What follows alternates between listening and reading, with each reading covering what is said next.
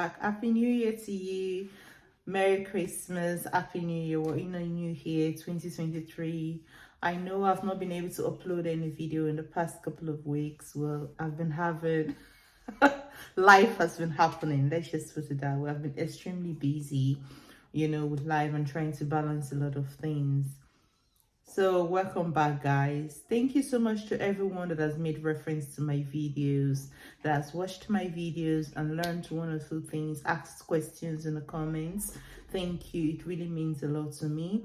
Thank you for subscribing. Thank you for sharing to your friends to subscribe. And if you know you've not shared to your friends, you've not subscribed, please kindly subscribe. It really means a lot to me for me to grow this channel. 2023, we have to grow this channel together as a team.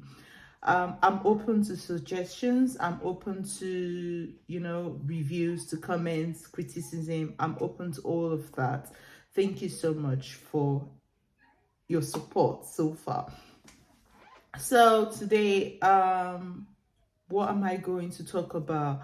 I think there was someone who dropped a comment regarding one of my videos saying she would really like me to talk more about how a CV should look like and what a CV should contain when applying for a nursing admission.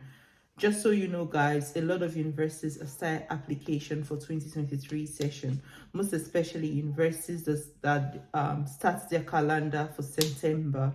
So those that have September 2023 intake session, application has started, which means they started giving out offers or offering, giving a chance for interviews for a place to study with them. The university I finished from definitely had started application. I think they started application December last year.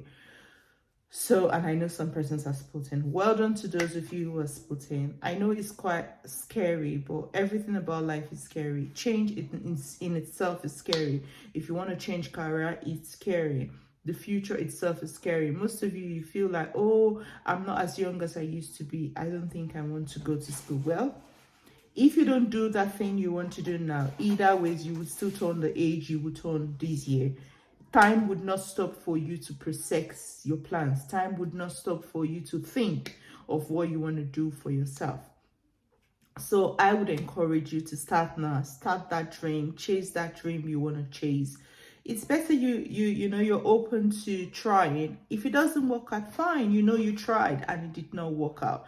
But at times, the things you're scared of are things that people have done and they were able to overcome. It's a challenging journey. Don't get me wrong. Please don't get me wrong. It's a challenging journey. Leaving your own country, going abroad to study in itself is challenging. But well, life in itself is filled with challenges. Even if you don't leave, even if you remain in your country, definitely you will still face challenges. Now, a CV. I always tell people who have the dream to become a nurse, to change career, to study nursing, and they have no idea what they do in health, they have no background in health. I always say to them, prior to your application, if okay, I want to apply, I want to go study in the UK because I want to do a master's in adult nursing or mental health nursing or any of the health fields, I always say to them, it's better you find a nearest hospital around you. If it's a private hospital in Nigeria, find anyone close to you and find out from them what you can do with them, how you can volunteer, to make an impact to them. Because when you volunteer, you get insight as to what the career change is all about, what they do. It may not be extreme, it may not be a replica of what happens in the UK, but trust me, it all involves patient care, which nursing is all about. The brain of nursing, or the depth of nursing, is patient care, giving care to patient. That's the honest truth. So it will be wise that you go to, a close hospital, find out what they do. And in your CV, if you've done a volunteer with any hospital or you've worked in a hospital for a short time, it's important that you reflect this in your CV, in the time frame and when you did it. If that is where you're getting your professional reference from, please highlight it in your CV. You cannot get a professional reference from instance, Sandra Enterprises private hospital and it's not reflecting on your CV, that means are you forging it? Do you get what I mean? So it's really important that that reflects in your CV, and your CV should contain, if for instance you finished your BSc in 2019, what have you been doing since you finished 2019? Since you finished, your CV should reflect that. Your CV doesn't necessarily need to contain where you're from. What it needs to showcase is where you've worked, what you've done with your time, even if it may not necessarily be a white collar job in quotes. It may be assisting your uncle in his pharmacist or something. What did you do? What was your job role there? Showcase it in your CV. It has to show in your CV all the things you've done. And also, it's really best in your CV that you give a brief history or brief story, whatever term you want to use, brief statement of your personal attributes, what you think you can bring to nursing, that thing that is peculiar about you that you think would make you cope being in your journey to becoming a nurse. Are you resilient? Are you a good communicator? Do you work under, I know a lot of people put on their CV, oh, I can work under pressure. Can you really work under pressure? You know, are you very resilient? Is your communication skills good? Have you got empathy? That's really best you put it there. It's really important that you do all these. A lot of universities are quite lenient that if you send a CV to them or you write a personal statement and it's not up to the standard, they tend to send you an email explaining to you what they want to see in that personal statement, in that CV, which is good. But some universities, depending on the number of applicants they've not got that patience to do that. That being said, I want to address this video as well to current nursing students who are in their final year, hoping to bag a new band 5 jobs. Interviews, it's time to start your interviews. It's time to apply for your band 5 jobs, because a lot of NHS trust, they start advertising for, they advertise to say band 5 role for nursing students qualifying in June, qualifying in September. They start releasing all these roles for you to apply for. So it is best for you to start that application now. A lot of them, they use the job website via the NHS, either Tracks or NHS Jobs, which gives you like a platform where they ask you questions and you just input the answers, like supporting documents, attributes and all that they need for that role. So it is best for you to start an application now. In your application, questions like, what makes you think you fit for this role you're applying for? Can you kindly put a brief history of your placements, of where you've done, if for instance you're applying to XYZ NHS Trust and it's a band 5 role for endocrinologist, for instance, and you've done an endocrine placement before, put briefly what you learned in that placement, how what you did as a student in that placement. It really helps when you do that in your application, because if you give a good application, that's only when you get invited for interviews. And in your interviews, you will be asked some questions, so many questions. I'm really open to do like tips to getting a band 5 job roles and all that. I'm open to do such videos just to give you tips on how to answer these questions, how to boost your confidence and all that.